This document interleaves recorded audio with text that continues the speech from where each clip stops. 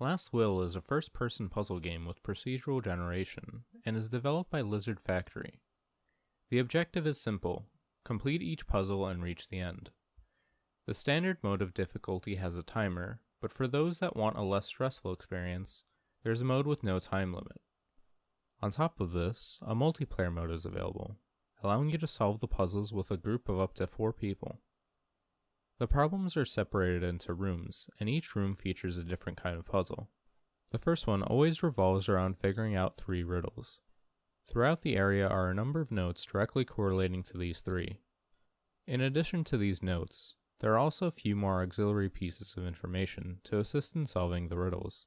The solutions are always 4-letter words, and must be input into combination locks.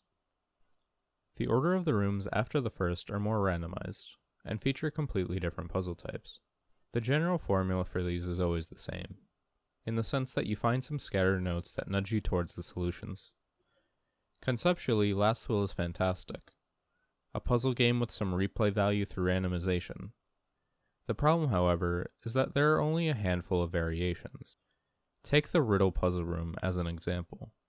I've gone through the first episode of the game around 5 times now. Through those playthroughs, I've experienced the same exact riddles multiple times. In fact, in one seed, I had the exact same riddle twice, in the same room. Something like that definitely needs to be fixed. In other rooms, you have different solutions, technically. Without trying to spoil any actual puzzles, these quandaries typically feature a certain code to solve them. A note will showcase the solution, and once you know how to solve that specific room, it won't ever be a problem again. You'll just need to take a quick glance at the note and make a mental note of the information required. In fact, for some rooms, the solution has never changed for me. I don't know if I've just gotten unlucky in this regard, or there just weren't any other variations programmed for some of these puzzles. At the time of this review, the first episode is available. There are 4 episodes, and the developers intend to release a new one on a bi-weekly basis.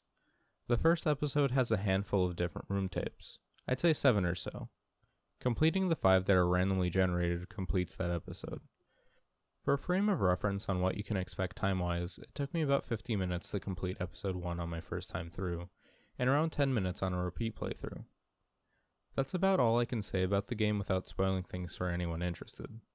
As I've stated, Last Will is a great concept, but has the fatal flaw of donning a small pool of actual puzzles. If you're interested in the game, I'd say the most logical thing to do would be to wait until all 4 episodes are released.